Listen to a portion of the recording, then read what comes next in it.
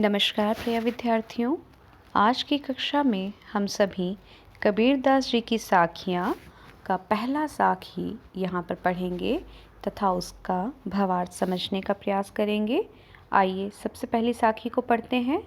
मान सरोवर सुभर जल, हंसा केली कराही, मुक्ता फल मुक्ता चुगे, अब उड़ी अनत न जाही।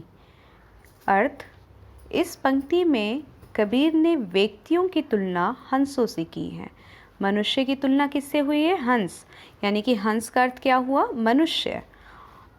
कहते हुए कहा है कि जिस तरह इस मानसरोवर में खेलते हैं और मोती चुगते हैं, कौन? हंस।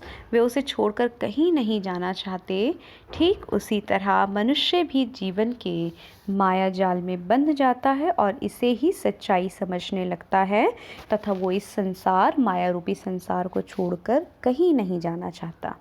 आइए हम अब दूसरी साखी को पढ़ेंगे तथा उसके भावार्थ को समझने का प्रयास करेंगे। दूसरी साखी।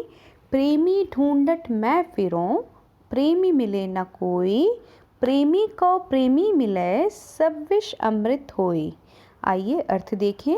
यहाँ कबीर यह कहते हैं कि प्रेमी यानी ईश्वर को ढूंढना बहुत मुश्किल है। वे उसे ढूंढते फिर रहे हैं परंतु वो उन्हें नहीं मिल रहा। प्रेमी रूपी ईश्वर मिल जाने पर उनका सारा विष यानी कष्ट अमृत यानी सुख में बदल जाएगा। यदि हम अपने ईश्वर को प्राप्त कर लेते हैं तो हमारा जो विष है वो अमृत में बदल जाता है और जो दुख है वो सुख में बदल जाता है।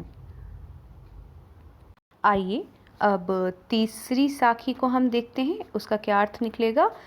तीसरी को हमने पढ़ लिया है। प्रेमी ढूंढत मैं फिरूं, प्रेमी मिले ना कोई। ये दूसरा था, माफ़ कीजिएगा, इसे हमने कर लिया है। तीसरे को देखते हैं। हस्ती चढ़िए ज्ञान को, सहज दुली चडारी, स्वान रूप संसार है, भूखन देझक मारी। स्वान रूप संसार है, भूखन देझक मारी। हस्ती कहते हैं हाथी को। हस्ती का अर्थ क्या हुआ? हाथी। और स्वान का अर्थ क्या होगा? कुत्ता।